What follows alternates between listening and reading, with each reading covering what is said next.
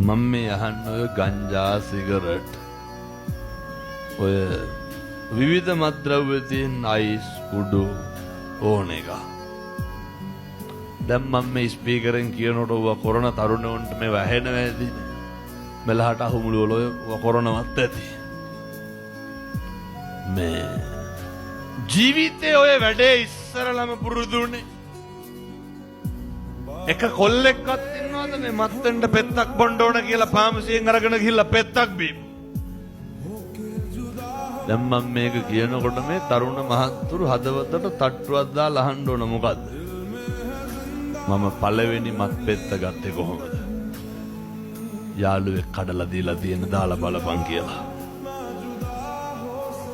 කියනවා ඔබ දෙකක් දාන්න එපා අමාරුවේ එකක් දාපන්ලු. මේ වැරදිච්ච තරුණයෝ කියන්නේ කුඩු ගහන්න පුරුදු වෙච්ච එක කොල්ලෙක්වත් නැහැ හිතිලා තනියම කුඩු පැකට්ටයක් අරගෙන ගහපු.